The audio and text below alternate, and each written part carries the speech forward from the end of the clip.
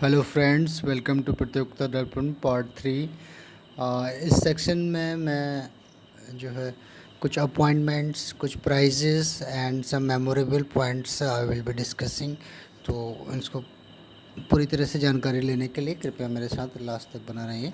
तो सबसे पहले जो अपॉइंटमेंट है that is the Rahul Narwekar elected the new Maharashtra assembly speaker. Assembly के स्पीकर के नए जो है असेंबली स्पीकर अपॉइंट किए गए हैं। तो इस स्टेट लेवल का एक ये न्यूज़ है, तो इस पर मैं ज़्यादा फोकस नहीं कर रहा हूँ। दूसरा जो है Parameswaran Iyer took charge as the NITI Aayog chief executive officer is very important. It's a national news. Parameswaran Iyer took charge as the chief executive officer of NITI Aayog on July 31। इससे पहले जो थे वो अमिताभ कांत थे, who demitted the office on June 30 में। अब इनके बारे में जो परमेश्वरन हैं वो 1981 बैच के IAS officer of Uttar Pradesh cadre के हैं, और ये secretary in the ministry of drinking water and sanitation during 2016 से बीच में रहे हुए हैं। And he spearheaded the implementation of flagship $20 billion Swachh Bharat mission भी successfully delivered access to safe sanitation to 550 million people. इन्होंने काफ़ी अच्छा काम किया स्वच्छ भारत मिशन के तहत, और एक सैनिटेशन के रिगार्ड में काफ़ी अच्छा काम इन्होंने किया है। इसीलिए इनसे उम्मीद काफ़ी बढ़ गई है मोदी जी की, और इन्हें नीति आयोग का चीफ एग्जीक्यूटिव ऑफिसर भी बनाया गया है। नेक्स्ट जो न्यूज़ है, PT Usha, Rajan, V Vijayendra Prasad and Veerendra Hegde nominated as a Rajya Sabha. तो राज्यसभा में कुछ सीटें जो है प्रेसिडेंट नॉमिनेट कर सकते हैं डायरेक्टली टू राज्यसभा के लिए। तो उसमें से पीटी उषा और ये लोगों को डायरेक्टली किया गया। एथलेट्स हैं हमारे पीटी उषा, और म्यूजिक कंपोजर हैं आइए या राजा, फिलेंथ्रोपिस्ट, ये फिलेंथ्रोपिस्ट भी हैं, और social worker Shri Virendra Heggade, film director and screen writer C Vijayendra Prasad. इन लोगों को डायरेक्टली जो है राज्यसभा में किया गया। अगली एनएच की तरफ चलते हैं, और अगला जो अपॉइंटमेंट है वो है Sudhakar Dalela, appointed as the next ambassador of India to the royal kingdom of Bhutan. Royal kingdom of Bhutan के लिए सुधाकर दलीला को बनाया गया है। प्रेजेंटली ये deputy chief of mission in the embassy of India Washington में कार्यरत हैं, जो कि आईएफएस 1993 के बैच के हैं। डेप्यूटी चीफ अभी ये king of royal kingdom of Bhutan के लिए नेक्स्ट एम्बेसडर के रूप में काम करेंगे। नेक्स्ट है United Nation general secretary appointed lieutenant general Mohan Subramanian of India as the force commander United Nations mission in the South Sudan. तो साउथ सूडान में इन्हें फोर्स कमांडर बनाया गया है। ये हैं हमारे जनरल मोहन सुब्रमण्यम। तो he will represent United nation from India. अगला जो इम्पोर्टेंट न्यूज़ है that is former NITI Aayog chief India Sherpa for the G20। तो G20 जो है इंडिया जो है अभी प्रेसिडेंसी G20 के पास रहेगी अगले 2022 से 2022 और 23 के बीच में। तो उसमें जो शेरपा बनाए गए हैं that is former NITI Aayog chief Amitabh Kant has been appointed. ये अमिताभ कांत, जैसे कि हमने डिस्कस किया पहले, नीति आयोग के चीफ एग्जीक्यूटिव ऑफिसर्स थे। तो अभी इनको अपॉइंट किया गया है G20 Sherpa for the year of presidency. He succeeds commerce minister Piyush Goyal. Piyush Goyal जो है हमारे कॉमर्स मिनिस्टर जो है वो पहले शेरपा थे अभी तक के इंडिया की तरफ से। अभी अमिताभ कांत जी को बनाया गया। क्योंकि यहाँ पर शेरपा क्या होते हैं? Sherpa is a personal representative of head of the state और head of government who prepares an international summit. The name is derived from the Sherpa people. तो जो हमारे गवर्नमेंट को जैसे कि प्रेसिडेंसी G20 का करेंगे ये इंडिया, तो उसको हेड ऑफ गवर्नमेंट जो जाएंगे that is called a Sherpa. अभी नेक्स्ट अपॉइंटमेंट है Ashish Kumar Chauhan appointed national stock exchange. जो आशीष कुमार चौहान जी जो हैं अभी प्रेजेंटली जो हैं ये इनको अपॉइंटमेंट मिला है, अपॉइंटमेंट के लिए appointed as a subject to, लेकिन ये subjected to the acceptance of the offer, ये खुद इसको एक्सेप्ट करते हैं, यानी इस पर भी डिपेंड करता है। और साथ ही साथ में जो हमारे शेयर होल्डर्स हैं नेशनल स्टॉक एक्सचेंज के, उनकी वोटिंग भी होती है। अगर वो लोग एक्सेप्ट कर लेते हैं तो then he will be Ashish Kumar. देखिए अभी ये क्या करते हैं काम, he had work at national security exchange for 7 years, 7 साल काम किया है इन्होंने। तो 1993 से लेकर 2000 तक एज ए वाइस प्रेसिडेंट इन्होंने नेशनल सिक्योरिटी एक्सचेंज में काम किया है। और प्रेजेंटली ये क्या करते हैं, और उससे साथ ही साथ he was one of the founding father of exchange and also credited the conceptualisation of national security exchange derivatives platform. तो ऑलरेडी ये जो है फाउंडिंग फादर भी रहे हैं। And he is current managing director and chief executive officer of the Bombay stock exchange. तो already ये काफ़ी प्रेस्टिजियस पोस्ट पे हैं, ऑलरेडी बहुत सारा अनुभव है इनके पास। And now he is being appointed as the chief executive officer for the national security exchange in Delhi. Bombay exchange जो है वो बॉम्बे में है। नेक्स्ट न्यूज़ की ओर चलते हैं। That is Piyush Goyal reappointed as the leader of the house in the Rajya Sabha. Rajya Sabha में पीयूष गोयल को अगेन जो है उनको रीअपॉइंटेड किया गया है लीडर ऑफ द हाउस के लिए। तो ये रीअपॉइंटेड किया गया है उन्हें। फ्रेंड्स आगे चलते हैं हम ऑनर एंड अवार्ड की तरफ। तो इसमें जो सबसे इम्पोर्टेंट है that is miss India world 2022। तो यहाँ पे सिनी शेट्टी मिस इंडिया वर्ल्ड चुनी गई हैं। सिनी Shetty from Karnataka on 3 July 22 announced the winner of Femina Miss India World 2022 title at the grand finale of VLCC Femina Miss India held at the Geo World Convention Center in Mumbai। ये 21 years की हैं, 21 साल की, कर्नाटका से आती हैं on the miss world stage. और हालांकि ये जो है बॉर्न इन मुंबई हैं, मुंबई में पैदा हुई, लेकिन कर्नाटका स्टेट को रिप्रेजेंट करती हैं और वहीं से इन्होंने जो है पार्टिसिपेट किया था। तो सी होल्ड्स बैचलर डिग्री, इनका जो क्वालिफिकेशन है बैचलर डिग्री है अकाउंटिंग एंड फाइनेंस में। And currently she is pursuing CFA as a professional course also. और इसके बाद राजस्थान से रूरल Shekhawat emerged as the Femina Miss India 2022 first runner up. And Sinata Chauhan from the Uttar Pradesh was named Femina Miss India 2022 second runner up. तो first runner up जो है वो राजस्थान से हैं रूबल शेखावत, और सेकंड रनर अप जो है वो date is from Uttar Pradesh, जिनका जो नाम है डेट इज़ सिनाटा चौहान। तो अभी जो सिनी शेट्टी वर्ल्ड लेवल पे इंडिया को रिप्रेजेंट करेंगे फॉर मिस वर्ल्ड। नेक्स्ट जो न्यूज़ है friends date is the 67th national film award announced. तो 68th नेशनल फिल्म अवार्ड काफ़ी इम्पोर्टेंट होती है ये न्यूज़।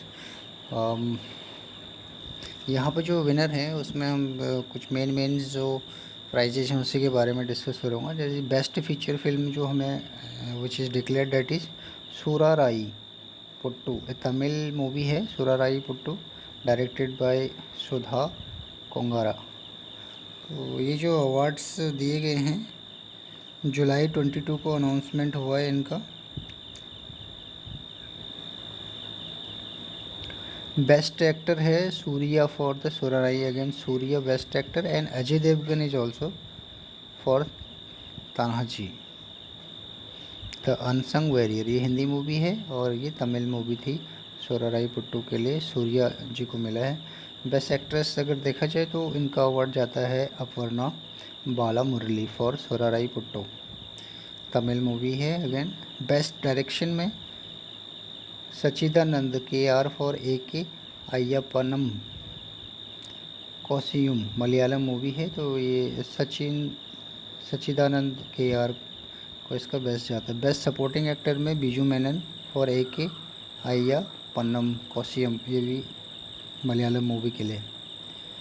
बेस्ट सपोर्टिंग एक्ट्रेस के लिए लक्ष्मी प्रिया चंद्रमौली फॉर द शिवा रंगजानी उन्नम सिला पेंगलुम, ये तमिल मूवी के लिए मिला गया है। आगे इस सीरीज़ में कुछ और इम्पोर्टेंट मैंने हाईलाइट किए। बेस्ट फीमेल प्लेबैक सिंगर का award goes to Nanchamma for AK Ayyappanum जो मलयालम मूवी है अगेन उसके लिए ही मिला है बेस्ट फीमेल प्लेबैक सिंगर का, और बेस्ट मेल प्लेबैक सिंगर का राहुल दीप पांडे को मिला है। फॉर मी वसंतरू, आई एम वसंतरू, ये मराठी मूवी है, तो राहुल देश पांडे जी को मराठी मूवी के लिए बेस्ट सिंगर प्लेबैक सिंगर का मिला हुआ है अवार्ड। और दूसरा हम देखेंगे हिंदी फिल्म की अगर बात करें तो बेस्ट हिंदी फिल्म जो है डेट इज़ तुलसीदास जूनियर, ये Hindi movie best Hindi movie का इसको अवार्ड मिला गया। फ्रेंड्स अगला जो बहुत ही इम्पोर्टेंट प्राइज है that is Dia Mirza and Afroz Shah felicitated with the Mother Teresa memorial award. Mother Teresa memorial award जो है वो महाराष्ट्र गवर्नर ने, जिसमें कि गवर्नर भगत सिंह कोश्यारी जी अभी हैं, उन्होंने प्रेजेंट किया है मदर टेरेसा मेमोरियल अवार्ड 2021 के लिए टू द एक्टर। सभी जानते हैं हम लोग दिया मिर्जा जो कि मिस इंडिया रह चुकी हैं पूर्व, उनको मिला है। और दूसरा जो है यूएन गुडविल एम्बेसडर भी हैं, ये United nation goodwill ambassador for environment. तो दिया मिर्जा जो हैं goodwill of UN goodwill ambassador for environment भी रही हुई हैं। और दूसरा जो इसमें साथ में मिला है UN champion of the earth awardee Afroz Shah at Raj Bhavan Mumbai 12 जुलाई को दिया गया है for their outstanding work for the protection of the environment. उन्होंने काफ़ी अच्छा काम किया है एनवायरनमेंट प्रोटेक्शन के लिए। जहां बात करें हम अफरोज शाह की, तो he was decorated with the award for his impeccable and seminal effort to lead one of the world largest beach cleanup movement in India। तो एक बीच, सबसे लंबा बीच को क्लीन अप करने के लिए उनका काफ़ी अच्छा योगदान रहा था, उसके लिए उनको ये मिला गया है। अगली न्यूज़ की ओर बढ़ते हैं, डेट इज़ द कमिटीज़ और commission. Haryana government constituted backward class commission. तो हरियाणा गवर्नमेंट ने यहाँ पर एक कमीशन को बैकवर्ड क्लास का जायज़ा लेने के लिए, the commission shell undertake studies on the present social educational and economic condition of the backward classes in the state. तो ये कमीशन जो गठन किया गया है हरियाणा गवर्नमेंट ने, ये क्या काम करेगा, ये स्टडी करेगा on the present social educational economic conditions of the backward classes. उसके बाद जो उनका रिकमेंडेशंस आएंगे उसके ऊपर कुछ काम करेंगे। दूसरा, उत्तराखंड में expert committee for uniform civil code implementation. तो देखो friends, as you all know कि जो उत्तराखंड है that is the only state जिन्होंने यूनिफॉर्म सिविल कोड को ऑलरेडी जो है इम्प्लीमेंट करने के लिए अपने प्रयास जारी कर दिए हैं। तो how they will implement uniform civil code, उसके लिए ऑलरेडी एक एक्सपर्ट की कमेटी बना दी गई है। अब ये जो एक्सपर्ट की कमेटी है बेसिकली काफ़ी बड़े बड़े लोगों, एक्सपीरियंस्ड एंड एक्सपर्ट्स के बीच में बनी हुई है। Committee was chaired by retired supreme court के जज हैं and chairman of the committee Ranjana Prakash Desai. Uttarakhand government on May 27, 2022 formed the 5-member committee for preparing a draft for implementation of uniform civil code in the state। देखते हैं कितनी जल्दी ये implement हो जाता है और कैसे काम करते हैं, पर 5-member कमेटी ऑलरेडी फॉर्म्ड है। नेक्स्ट स्पेस के बारे में बात करें तो नासा का एक James Webb space technology telescope, ये नासा का ही ब्रांच है इसका, has delivered the infrared image of distant universe. तो एक बहुत ही दूर का एक यूनिवर्स है, उसका इंफ्रारेड इमेज जो है इन्होंने एक जारी किया है। ये जो बाइडेन ने खुद ही जो है इसको जो है इसकी जानकारी दी। Has delivered deepest and sharpest infrared image of a distant universe so far. Webb's first deep field is the galaxy cluster SMACS 0723 and it's teeming with 1,000 of galaxy including faintest object ever observed in the infrared। US Joe Biden unveiled the image of galaxy cluster, ये galaxy cluster का image इन्होंने दिया है। अभी हमने ऐसे बहुत ही दूर एक गैलेक्सी में उसका काफ़ी अच्छा इमेज इनको मिला है। अब इसके ऊपर वो स्टडी करते रहते हैं। During the White House event में इन्होंने बताया James Webb space telescope is space telescope design primary to conduct infrared astronomy and was launch 25 दिसंबर 2021 को लॉन्च किया गया था। तो इन्होंने इसका जो है काफ़ी अच्छा इंफ्रारेड इमेज दिया है। काफ़ी मुश्किल होता है इंफ्रारेड इमेज मिलना। नेक्स्ट जो न्यूज़ फ्रेंड्स है वो बहुत ही इंपॉर्टेंट है। ये न्यूज़ है रसिया से न्यूज़ आती है and this is about regarding the Russia's advance laser systems Kalina that can blind enemy satellite. देखो ये रसिया एक ऐसा सैटेलाइट बना रहा है जो कि एडवांस लेजर सिस्टम वाला है, जिसका नाम है कलिना। ये कलिना क्या करेगा, ये जो है ये रशिया को प्रोटेक्ट करेगा। किसी भी सैटेलाइट्स की इमेज जो है नहीं ले सकता, कोई भी सैटेलाइट इमेज नहीं ले पाएगा, उसको ब्लाइंड कर देगा, उसके ऊपर लेजर डाल के एक लेयर बना देगा। Moscow is currently constructing an advance laser system called Kalina at the Russian space facility design to blind in satellite passing over Russian territory. जो भी सैटेलाइट जो है रशिया के ऊपर से गुजरेगी उसकी इमेज लेने के लिए, तो उसको ब्लाइंड कर देगा, उसकी पूरी तरह से उसकी रेस को कट कर देगा। Kalinga will damage satellite sensor. तो बेसिकली उसके सेंसर्स होते हैं रडार्स के या सैटेलाइट्स के, वो सेंसर्स को ही वो डैमेज कर देगा with the extreme bright laser pulse, अपने लेजर पल्स को डालकर। This system is intended for electro optical warfare. तो इलेक्ट्रो ऑप्टिकल वॉरफेयर है, जैसे कि आप जानते हैं कि सैटेलाइट से जो है इमेजेस देते रहता है ऑल ओवर वर्ल्ड का। तो रशिया ने अपनी प्रोटेक्शन के लिए, आपको सीक्रेसी मेंटेन करने के लिए इसको डेवलप किया है। तो इलेक्ट्रो ऑप्टिकल वॉरफेयर है। Russia is developing 3 laser dazzlers to be used against the satellites, Kalina being one of them. तो ये पहला नहीं है, बल्कि ऐसे 3 laser dazzlers to be used, 3 lasers को, इस तरह के लेज़र डेजलर्स को यूज कर रहा है इस जो कलिना, उसमें से एक है। ऐसी 2 और भी इनके पास लेज़र सिस्टम्स हैं। नेक्स्ट जो है that news it's from the ISRO system for safe and sustainable space operation and management IS4OM unguarded, जिसके बारे में already I have discuss in the national news session. आप उसको देख सकते हैं अगर आप चाहें तो। पार्ट 1 में already I have discuss about this इसरोस operational system. ये बेसिकली काम करता है स्पेस में जो डिब्रिस है उनको काउंट करने के लिए, मैंने डिस्कस किया था। नेक्स्ट न्यूज है that is from the Elon Musk SpaceX break record launch record rocket launch record है ना कैलेंडर ईयर। देखो स्पेस एक्स जो है एलन मस्क की कंपनी है। एलन मस्क USA से हैं, ये एक इंजीनियर हैं, और जो टेस्ला कंपनी के भी CEO हैं, चीफ एग्जीक्यूटिव ऑफिसर, और इनका एक और कंपनी इन्होंने स्पेस एक्स के भी ये मालिक हैं कंपनी के। तो एलन मस्क स्पेस इन्होंने लगातार जो है ना रॉकेट भेज रहे हैं ये स्पेस में। SpaceX rockets report record for the number of rockets launch in a calendar year. इन्होंने अभी तक 32 रॉकेट ऑलरेडी भेज चुके हैं। As 1 more than the last year. 31 last year भेजे थे उन्होंने स्पेस में रॉकेट, अभी 32 तो इसी साल अभी भेज दिए, लेकिन अभी और इनका प्लान है। The company races to build a constellation of broadband satellites called Starlink. Starlink का एक बहुत ही ब्रॉडबैंड कॉन्स्टलेशन बनाना चाहते हैं ये, बहुत सारे सैटेलाइट्स को भेज के, जिसका नाम रहेगा Starlink. Largely consumer based service with 100,000 of internet user. अब क्यों करना चाहते हैं ऐसा? ये करना चाह रहे हैं कि हम इंटरनेट की सर्विसेज कितना अच्छा प्रोवाइड कर सकते हैं हम। अभी देखो Starlink services now available in 36 countries. 36 countries में ऑलरेडी स्टारलिंक सर्विस दे रहे हैं, इंटरनेट की प्रोवाइड करा रहे हैं। SpaceX 32nd launch deployed 46 Starlink satellites to low Earth orbit. SpaceX so far has launched early 3000 Starlink satellites तो भेज चुका है, लेकिन इसका प्लान क्या है? ये एम करता है टू लॉन्च 52 मिशन इन 2022 में 52 मिशन इसको लॉन्च करने के लिए एम किया हुआ है भाई। तो अगले न्यूज़ की ओर चलते हैं। That is from the defence. DRDO के बारे में बताया गया, successfully carried out successfully maiden flight of the autonomous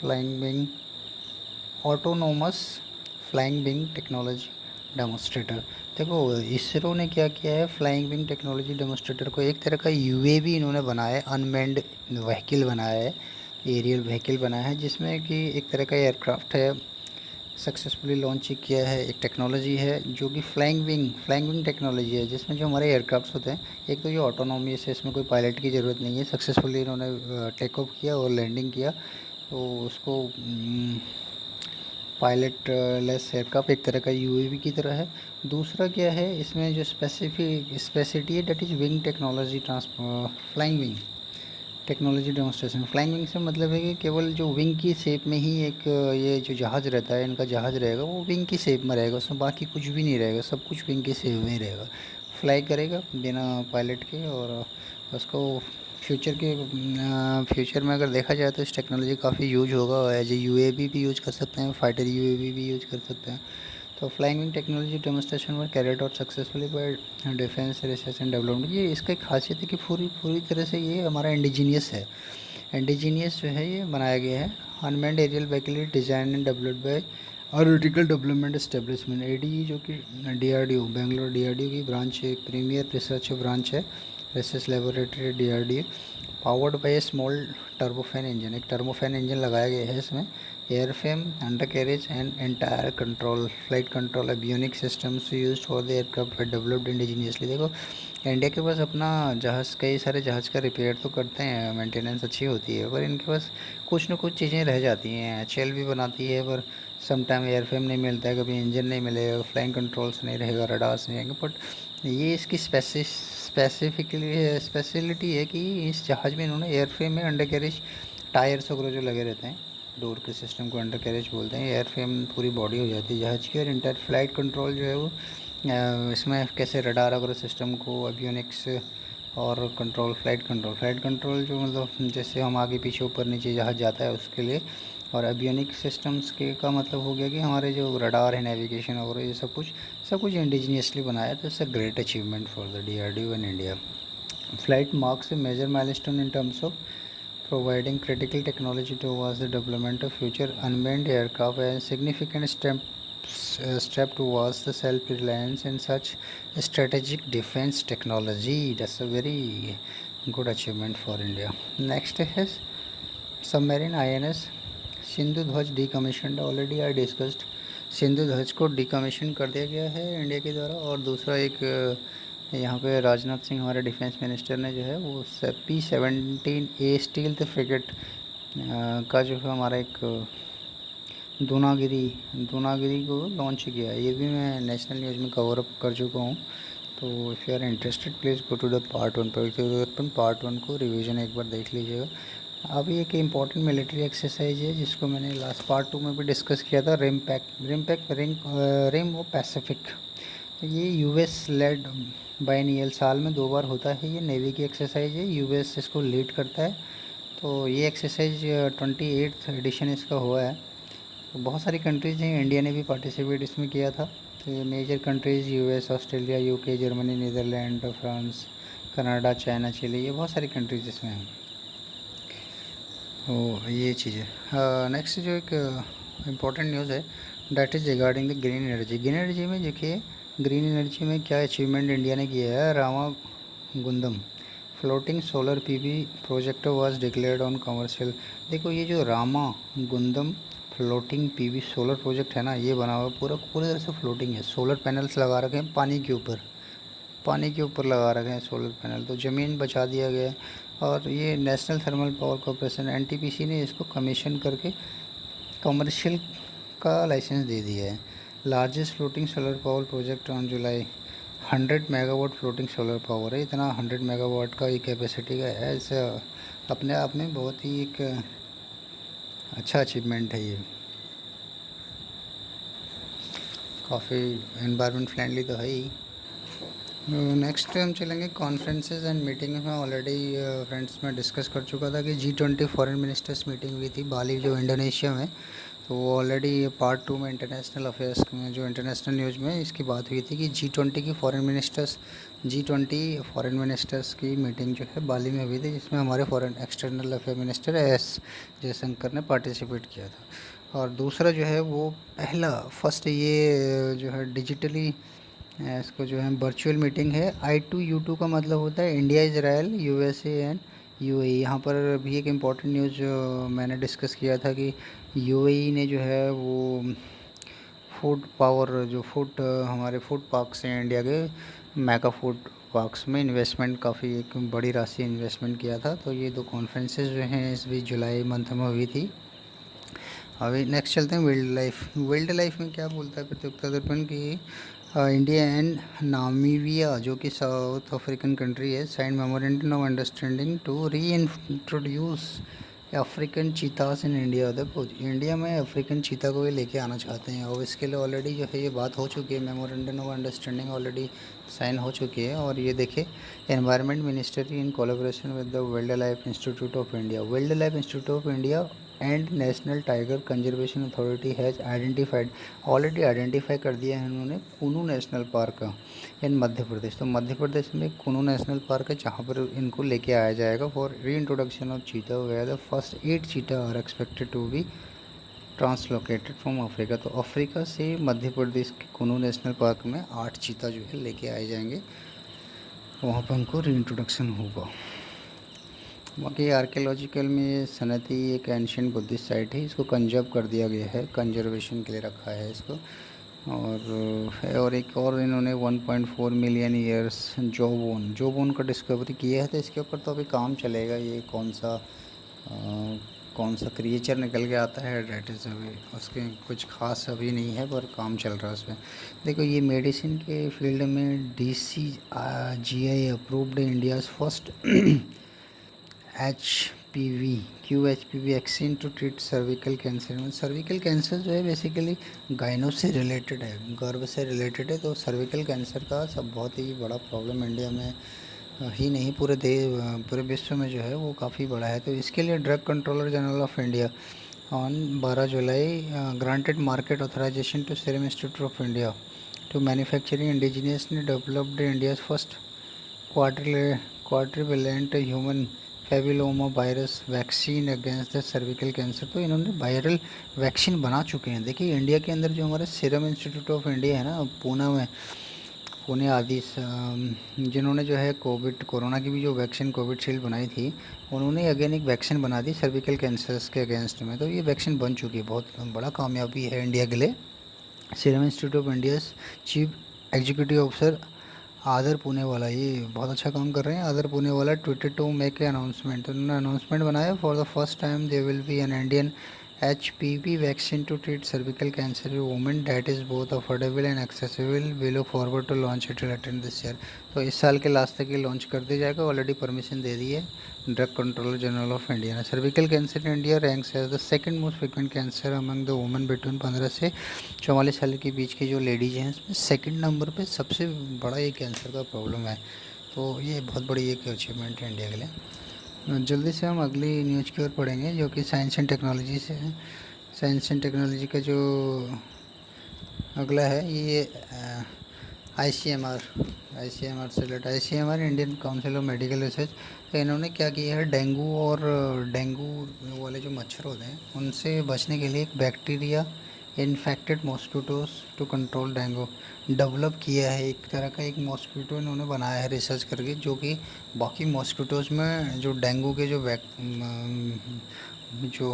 bacteria रहती हैं और वायरस होते हैं उनको जो है वो कर देगा उसकी क्षमता को ख़त्म कर देगा। तो डेंगू जैसे खासतौर से दिल्ली में बहुत ज़्यादा डेंगू की वजह से लोग मर भी जाते हैं कई लोग, तो उसको एक तरह से इरेडिकेट करने के लिए बहुत बड़ा एक डुप्लीकेट इन्होंने बैक्टीरिया इन्फेक्टेड मॉस्किटो बनाया है। डुप्लीकेट मॉस्किटो है जो डेंगू के मॉस्किटोज़ हैं उनके साथ क्रॉस ब्रीडिंग करके जो उनके डेंगू की क्षमता होती है करने की प्रोड्यूस कर, इसी को ख़त्म कर देगा। इससे big achievement, very great achievement for really for the ICMR।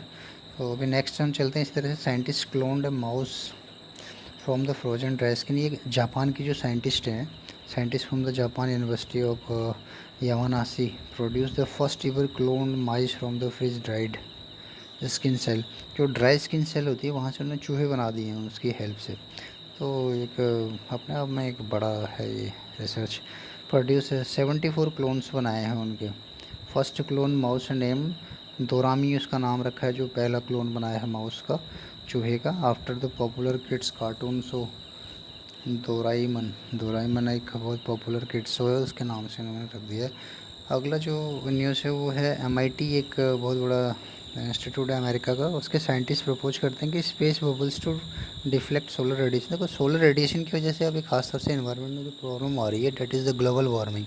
तो उसके लिए इन्होंने एक प्रपोज किया है अभी, एक जो स्पेस बबल को हम जो है ला के ना उसको प्लेस करके कहीं पे हम रेडिएशन को पहले ही रोक दिया जा सकता है। जैसे मैं बताऊँ आपको, ये कहते हैं कि जो स्पेस बबल बनाया जाएगा ना, यहाँ पे इसके बीच में ये एक ऐसी डिस्टेंस है, लैग्रेंजियन जो पॉइंट है वो ऐसी जगह पे होता है सन से और अर्थ दोनों से बराबर डिस्टेंस रहता है।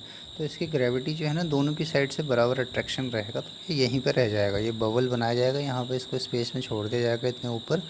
तो ये स्पेशल टाइप का बबल होगा। तो सन से जो रेडिएशन आएगी ये बिल्कुल फ़िल्टर होके आ जाएगा, जो हार्मफुल जो रेज़ हैं वो वहीं पर रोक दिए जाएंगे, तो उसके जो इल इफ़ेक्ट्स को बचाया जा सकता है।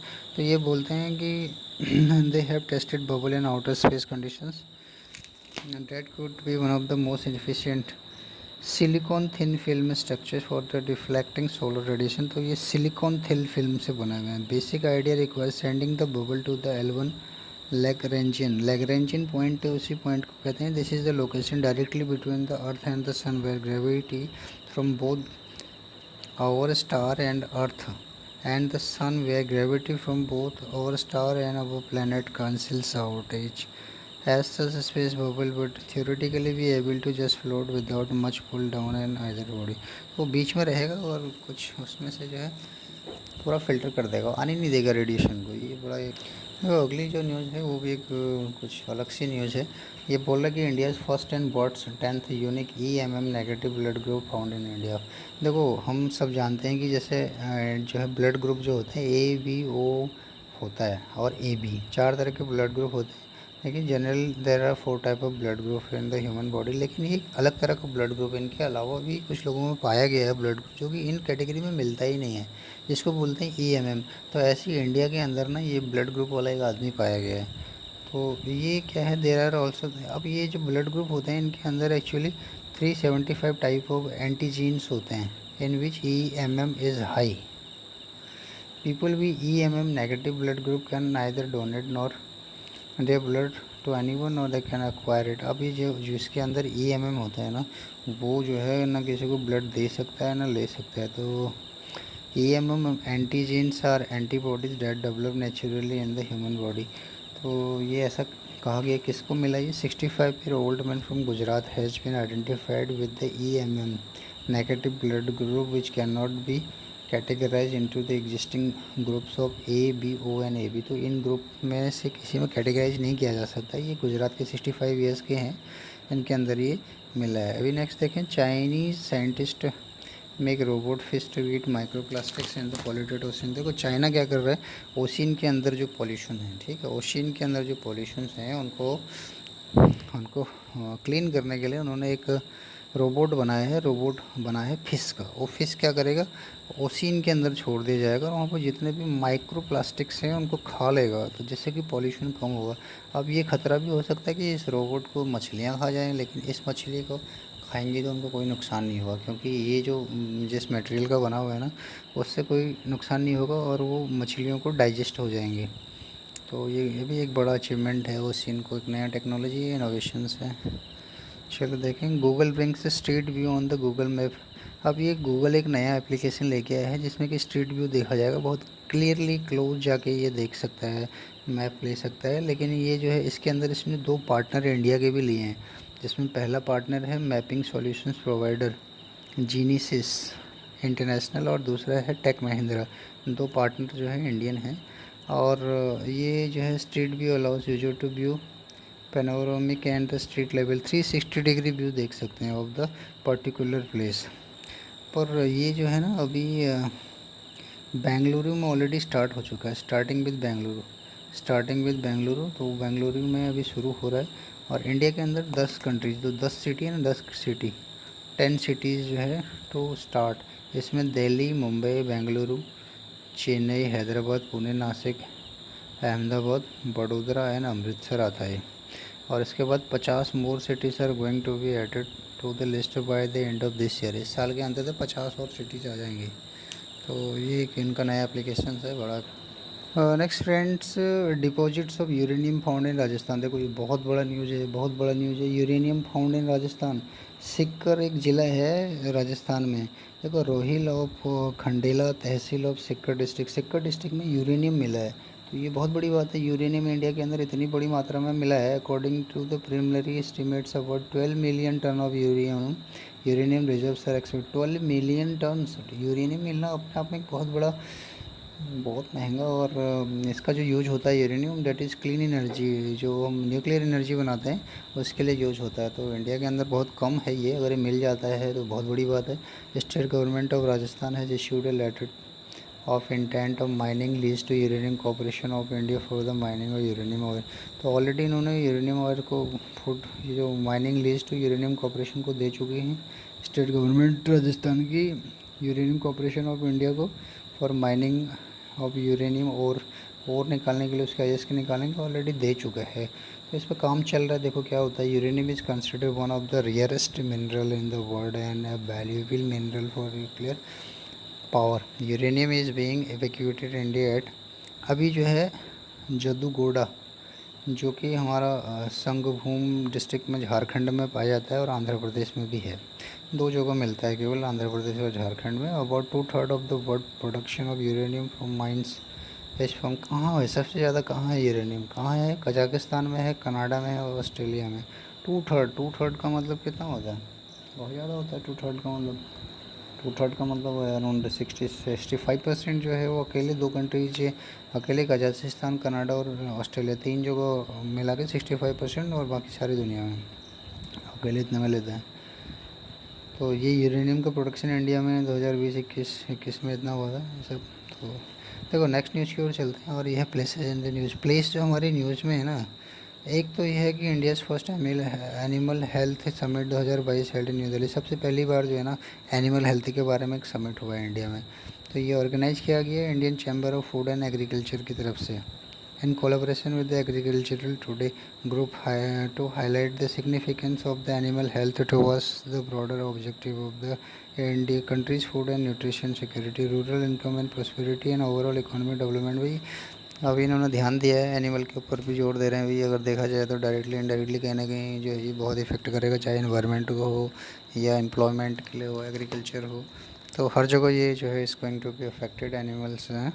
और दूसरा जो दो जगह हैं अहमदाबाद और केरला को ना, टाइम्स मैगजीन एक बहुत ही पॉपुलर मैगजीन है टाइम्स मैगजीन।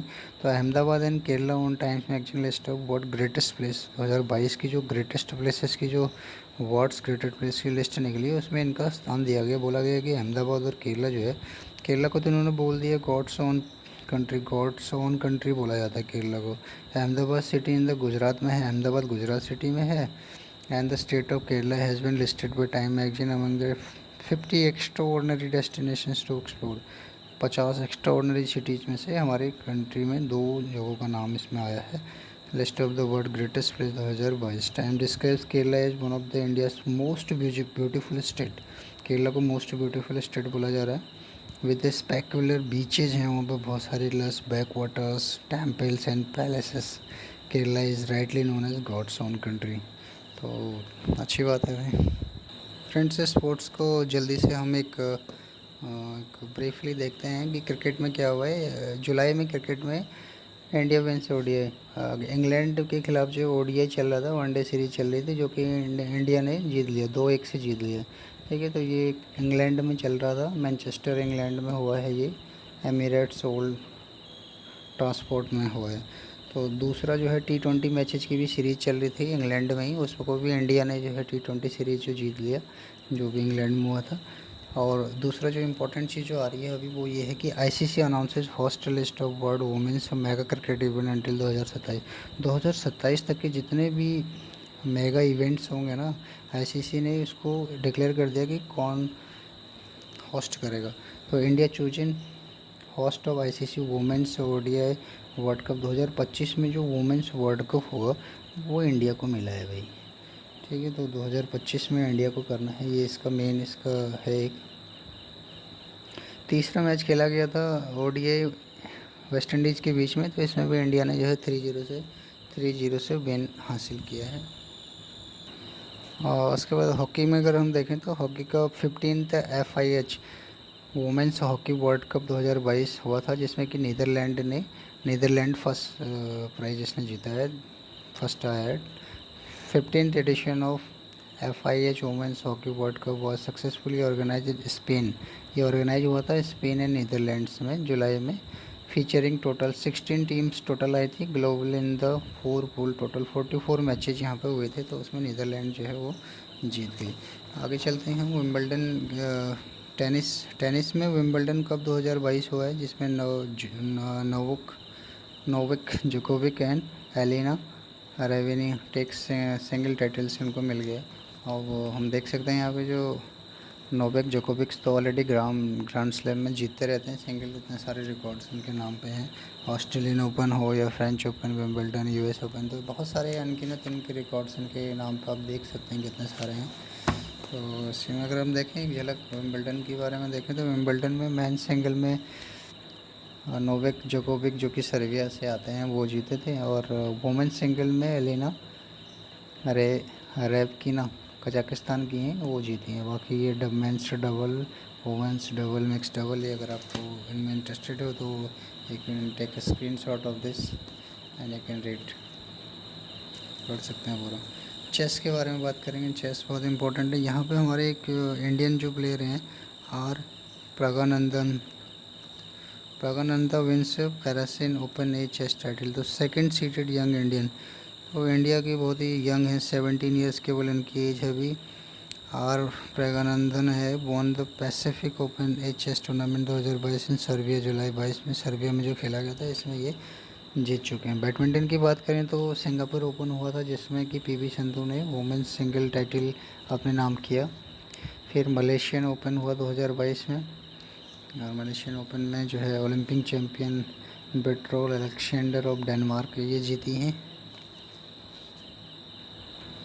और जो इसमें इस सीरीज में इम्पोर्टेंट है that is the 18 world athletic championship 2022, 18वां वर्ल्ड एथलेटिक चैम्पियनशिप जो है 2022 हुआ है। यूएसए टॉप्स द मेडल, इसमें यूएसए जो है टॉप लेवल पर आया। अब ये हुआ कहाँ था, ये ऑर्गेनाइज कराया गया था यूएसए में ही कराया गया है, यूएसए में ऑर्गेनाइज कराया गया था जिसमें यूएसए फर्स्ट रैंक मिली है इसको।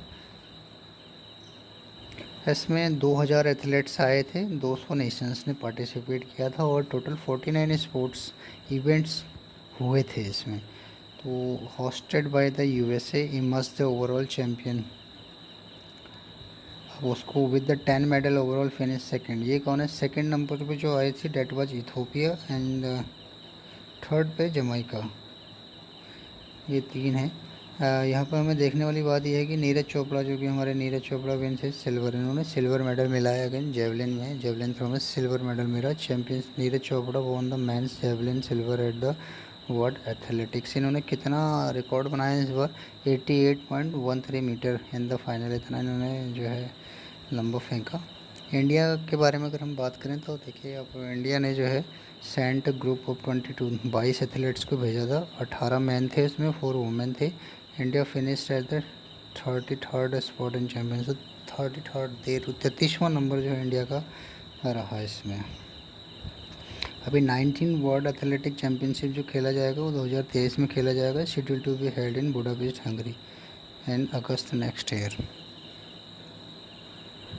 फ्रेंड्स अब हम कुछ मेमोरेबल पॉइंट्स की बात कर लेते हैं, बहुत ही ब्रीफली हम इसको बात करेंगे। पहला है SEBI gave approval to the appointment of Ashish Kumar Chauhan as the managing director and chief executive officer. Already मैं इसको डिस्कस कर चुका हूँ, जो कि हमारे national security exchange, national stock exchange के जो हैं बनाए गए हैं आशीष कुमार चौहान। ऑलरेडी ये बॉम्बे स्टॉक एक्सचेंज के अभी जो है मैनेजिंग डायरेक्टर हैं, तो अभी जो है नेशनल स्टॉक एक्सचेंज के इनको चीफ एग्जीक्यूटिव ऑफिसर बनाया गया है। दूसरी जो अपॉइंटमेंट है, अपॉइंटमेंट नहीं है, न्यूज़ है, डेट इज़ एक्चुअली अपॉइंटमेंट ही है, who has been appointed India's new G20 sherpa कौन रखा गया है, ये अमिताभ कांत हैं, जो कि नीति आयोग के फॉर्मर जो है चीफ एग्जीक्यूटिव ऑफिसर हैं, ऑलरेडी डिस्कस कर चुके हैं अमिताभ कांत। ये नीति आयोग के पहले चीफ एग्जीक्यूटिव ऑफिसर से, अभी G20 में शेरपा बनाया गया उनको। तीसरा है who has been crowned as Miss India world 2022, हमने डिस्कस किया था, सीनी सिटी फ्रॉम कर्नाटका हैं, 21 साल की हैं ये मिस क्राउन इंडिया, ये वर्ल्ड लेवल पे रिप्रेजेंट करेंगे इंडिया को। Which film was just the best film for 68 national film fair award जो हमें दिया गया था वो सुरराई पुत्तू तमिल मूवी है, उसको मिला है। नेक्स्ट हम देखते हैं कि what is the India's rank on world effective forum. Gender gap report 2022 जो आई है, तो वही इसमें जो है रिपोर्ट इंडिया का कंडीशन 135 रैंक आई है। 135वां रैंक है इंडिया का, तो काफ़ी सही स्थिति नहीं मानी जाएगी। Supreme court accepted Bhatia commission report paving way for reservation for OBC in the local body election. तो ये जो है महाराष्ट्र के लिए बताया गया है इन्होंने, और लोकल बॉडी इलेक्शन के लिए महाराष्ट्र के बारे में बताया गया है।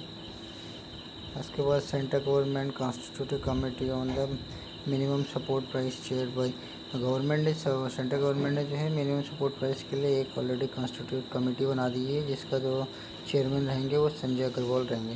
तो ये देखेगा क्या, ये देखेंगे कि कमेटी क्या देखेगी, मिनिमम सपोर्ट प्राइस की मैकेनिज्म क्या है, वो चीज़ को देखा जाएगा कि किस आधार पर जो है इसका मैकेनिज्म बनेगा, कैसे सपोर्ट प्राइस जो है वो बनाया जाएगा। अब इसमें more effective and transparent with former agricultural secretary Sanjay Agrawal. ये जो है फॉर्मर एग्रीकल्चर सेक्रेटरी थे संजय अग्रवाल जी, इसके चेयरमैन रहेंगे। अब ये क्या काम करेगी, ये सजेशन देंगे to make farm advisory body commission for agricultural cost and price independent and also give it suggestion to zero budget farming. Prominent faces of the panel include Niti Aayog member Rajesh Chand, Indian institute of management Ahmedabad professor Sukhpal Singh and Indian farmer fertiliser cooperative chairman Dilip Sanghai. Beside MSP, the committee will look at ways to promote natural farming, crop diversification and micro irrigation schemes। तो ये इस तरह की जो है crop diversification and micro irrigation schemes, इन चीज़ों के ऊपर भी ये सोचेगी। NITI Aayog release the report on the digital bank title. तो नीति आयोग ने रिलीज किया है एक रिपोर्ट ऑन डिजिटल बैंक्स। उसका टाइटल क्या दिया गया है, उसका टाइटल जो दिया गया है that is a proposal for digital banks in India, licensing and regulatory design. तो डिजिटल बैंक्स के लिए जो है कैसे होगा, उसकी गाइडलाइंस दी गई है इसके अंदर। अगला है कि prime minister inaugurated 44th chess Olympiad. तो ये कहाँ पर किया गया inaugurate, that is in Chennai.